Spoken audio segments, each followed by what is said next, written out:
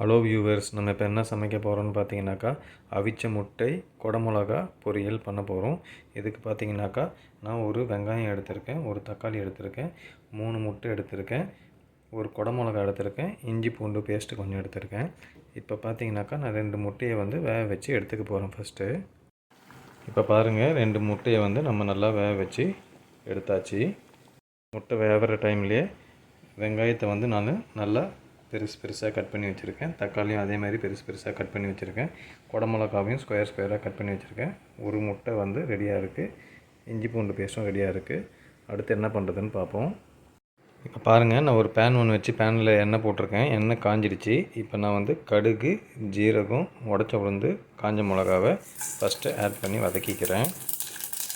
இது நல்லா பொரிஞ்சு வருது. இப்போ நான் வெங்காயத்தை ஆட் பண்ணிக்கிறேன். ஆட் பண்ணி நல்லா வதக்கிக்கிறேன். பாருங்கள், வெங்காயம் நல்லா வதங்கிட்டே வருது. இப்போ நான் குடமிளகாவை ஆட் பண்ணி நல்லா வதக்கிக்கிறேன். பாருங்கள், குடமிளகா ஃபுல்லாக போட்டாச்சு. இப்போ நல்லா வதக்கிக்கிறேன் இதையும்.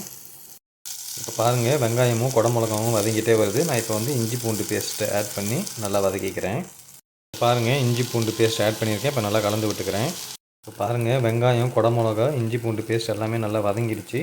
இப்போ நான் இது கூட வேக வச்ச முட்டையை நான் பொடி பொடியாக கட் பண்ணி வச்சுருக்கேன். அதை இதில் ஆட் பண்ணி நல்லா கலந்து விட்டுக்கலாம். இப்போ பாருங்கள், முட்டையும் போட்டு நல்லா கலரி விட்டுட்டோம். இப்போ நம்ம மசாலாவை ஆட் பண்ணிக்கலாம். இப்போ பாருங்கள், உப்பு, வெறும் மிளகாத்தூள், குழம்பு மிளகாத்தூள் கம்மியாக ஆட் பண்ணியிருக்கேன்.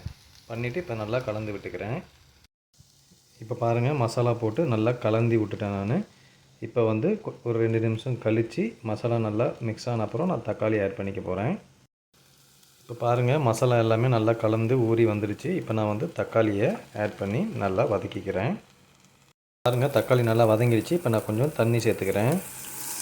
பாருங்கள், தேவையான அளவு தண்ணி சேர்த்தாச்சு. இப்போ இதை நல்லா கொதிக்க விட்டு, இப்போ நல்லா கொதி வருது. நம்ம குடமிளகா வேகிற வேலைக்கு அப்படியே விடுவோம். இதை பாருங்கள், குழம்பு சுண்டிக்கிட்டே வருது. இப்போ நான் மிச்சம் இருக்க ஒரு முட்டையை உடச்சி மேலே போடுறேன்.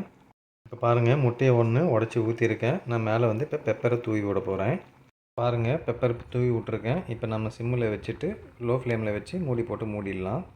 பாருங்கள், நம்ம தண்ணி கம்மியாக ஊற்றி நல்லா ட்ரை பண்ணி எடுத்தோன்னா பொரியல் மாதிரி வரும். நம்ம இப்போ சப்பாத்தி கூடயும் பரோட்டா கூடயும் சாப்பிட போகிறதுனால இதை நான் திக்காக கிரேவியாக எடுக்க போகிறேன். பாருங்கள், நம்ம நல்லா கலரி விட்டுட்டோம். இந்தளவு கெட்டியாக கிரேவி போதும் நமக்கு.